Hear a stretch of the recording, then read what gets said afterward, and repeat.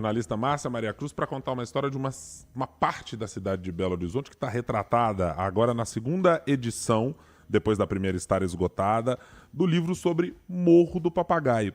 Você já deve ter visto a coleção BH, a cidade de cada um, né, contando um pouco mais, com vários livros, o que é Belo Horizonte. E a Márcia Maria Cruz contou essa história, primeiro em 2009, na sua primeira edição, e depois de amanhã, às 4 horas da tarde, na Fazendinha Dona Isabel, que fica ali na Avenida Arthur Bernardes, 3120, vai lançar a segunda edição, agora revisitada e ampliada. Márcia, seja muito bem-vinda à 98 News. Muito bom dia. Bom dia, Guilherme. É uma honra e uma alegria estar aqui com vocês na 98 News. Prazer, Júlio, de reencontrá-lo aqui e um bom dia para os ouvintes da 98. Márcia, que história é essa que a gente está trazendo do Morro do Papagaio? A gente está recuperando as pessoas, a gente está trazendo a arquitetura, o urbanismo, o que é um pouquinho, sem a gente dar um spoiler, claro, né, do que você está trazendo nesta segunda edição do livro?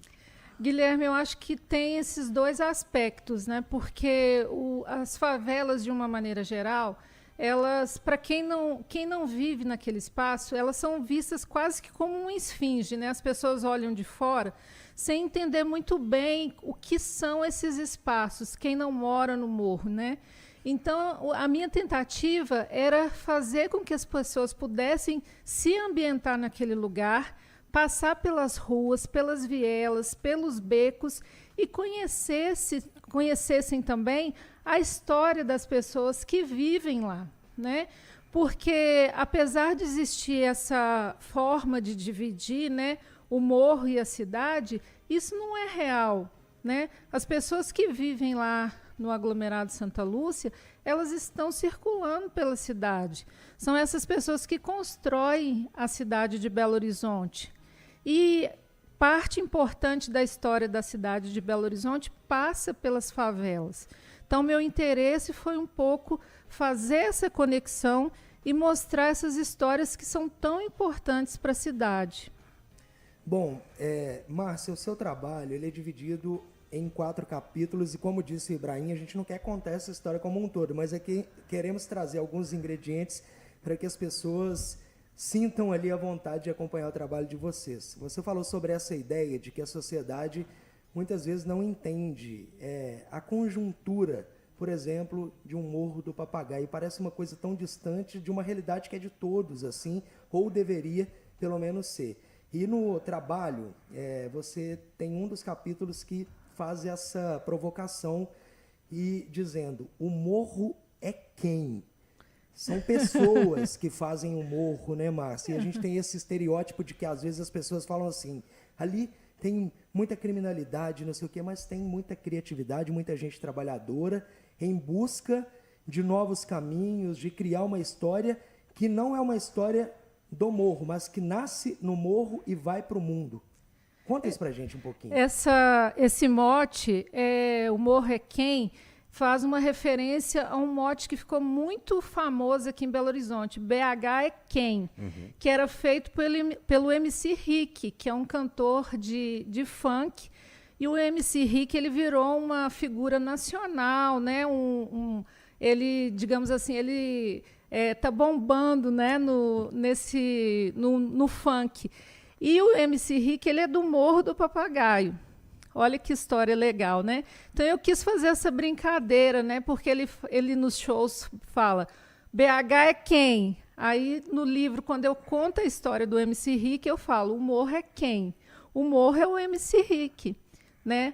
O morro é o Fabiano Valentino, que é um pintor que mora lá na comunidade. O morro é a Silvia Lourenço, que é uma professora, doutora, que mora lá. É o Nil César também, que é um ator. E são centenas de pessoas que são anônimas também e que têm histórias que são muito legais e são muito importantes. Então, a intenção é mostrar também essas histórias, né, de pessoas, como você disse, que são muito criativas. E só falando uma pequena curiosidade, quando o livro foi escrito em 2009, o MC Rick era uma criança. Que legal. Né? Então, Dá a medida de quanto todos nós aqui, os 3 jornalistas que já estão há algum tempinho na imprensa mineira, ficamos mais experientes, exatamente, né? Eu vou dizer assim, né? Agora, Marcinha, queria te perguntar sobre uma questão. As pessoas que estão lá dentro e que foram retratadas nessa história, elas se veem parte de Belo Horizonte? Quer dizer, às vezes a gente tende a achar que é sempre uma espécie de ecossistema, né? Quem está dentro do morro e tem uma realidade muito específica, diz, cara, eu não me vejo às vezes parte da cidade. Essas pessoas se veem parte de Belo Horizonte? Gui, eu acho que essa história foi muito legal. O livro ele me trouxe uma satisfação muito grande, porque as pessoas começaram a presentear o livro, né? Então, eu tive muitos relatos de pessoas que trabalham, por exemplo, em lojas, né, que são vendedores, ou que trabalham como empregadas domésticas, que levavam os livros e presenteavam para as pessoas para falar daquele lugar de uma forma que não fosse estigmatizada, né, e para mostrar o orgulho e a beleza que é aquele lugar. Eu acho que esse sentimento, as pessoas, elas têm, às vezes, não é que não tenham um sentimento de pertencimento à cidade, mas é porque, às vezes, a cidade nega a essas pessoas o direito ao pertencimento, pelo fato delas morarem naquele território, né? Então, vou dar um exemplo.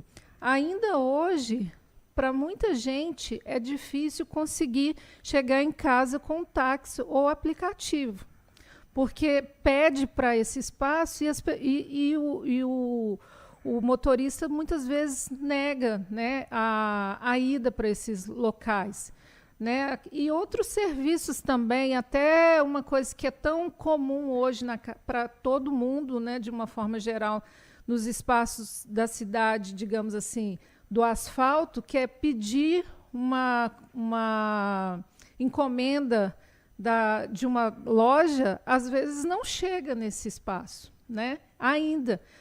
O Morro do Papagaio, ele é uma favela, é um aglomerado, que eu vou dizer para você que ele tem se não a melhor, uma das melhores localizações, porque ele está na região sul, né, que é a região mais nobre de Belo Horizonte, entre os bairros com maior poder aquisitivo. E ainda tem situações como essa em 2025. Imagine um aglomerado que fica numa região um pouco mais distante ou num local que não seja tão central. Isso ainda é algo muito presente na nossa sociedade. E não deveria ser, porque o fato de você morar em um determinado território não te faz menos cidadão, né? Não te faz menos detentor de direitos. Então o lançamento está marcado para o dia 6 de julho, 4 horas da tarde, como eu disse. Fazendinha Dona Isabel, espaço gerido pelo Grupo B, que fica lá na Avenida Arthur Bernardes, número 3120, Barragem Santa Lúcia, aqui na região centro-sul de Belo Horizonte. Mas eu só posso desejar mais do que sucesso e agradecer a você e a todos que estão contando as histórias de Belo Horizonte, porque eles são, acima de tudo, esses livros, eles são documentos históricos para a gente contar uma história que nem sempre a gente encontra nos livros, a gente não encontra nas escolas, porque a gente não tem muitas vezes essa relação, mas que vocês estão cumprindo esse papel para a cidade. Muito obrigado por também estar aqui conosco na 98 News. É uma alegria, uma satisfação ter essa conversa com vocês. Eu me sinto em casa aqui com vocês dois. Muito obrigada. E só completando, né, eu acho que essa coleção BH Cidade de Cada Um é uma coleção de memória e, sobretudo, uma declaração de amor a Belo Horizonte, porque cada pessoa ou cada um dos autores dos capítulos escreve a partir da vivência e da experiência, né? Então, são livros muito bons de leitura, né, que trazem muita alegria para a gente e dá um orgulho danado de ser de BH. Bom, eu não posso deixar de falar que parte da minha infância foi no Morro do Papagaio. Explique-nos. Eu estudei na escola estadual João Pessoa, que era ali no Santo Antônio, e é uma escola que reunia, assim, gente do bairro Santo Antônio, digamos assim, do asfalto, e a turma ali do Morro do Papagaio, Vila Estrela, Aglomerado Santa Lúcia, de todo aquele complexo que envolve essa comunidade. Eu fiz amizade com essa turma, então ia lá jogar bola, soltar pipa, eu estava vendo aqui no material de divulgação de vocês essa realização dos multirões para bater laje. Exatamente. Eu vim do interior. Então, assim, eu lembro muito, ali nos anos 90, aquele tanto de gente se juntando ali para bater massa, colocar ali na laje da casa. Eram mais de 30 pessoas e no final do dia era aquele pão de queijo com carne moída recheada, café com leite, né? uma cachaça para a turma que era da cachaça. E a minha vinda para Belo Horizonte, de certa forma, o Morro do Papagaio ajudou a preservar um pouco das coisas que eu tinha no interior.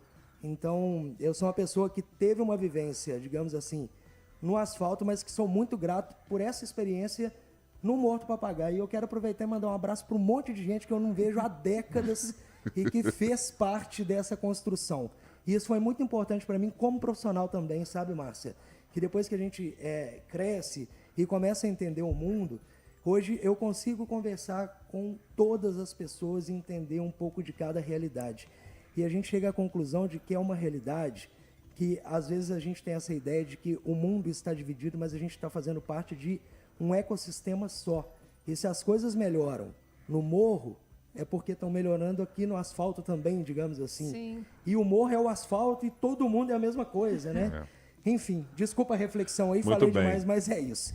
Só queria saber, nessa época lá, você metia gol, jogava em posição? Jogava bem, jogava descalço no terrão. Sim. Hoje em dia, se eu andar descalço no asfalto aqui, dá bolha no pé, é em base, né? Vou voltar lá no Morro do Papagaio para bater um futebol com a turma. E aí eu aproveito para mandar um abração pro Robertão, né, que é um cara que incentiva o futebol lá no... O Robertão Evaristo, né, que tem vários... times de futebol lá no aglomerado, no morro, e aquele campo aqueles 2 campos são uma beleza. Ai, bacana demais.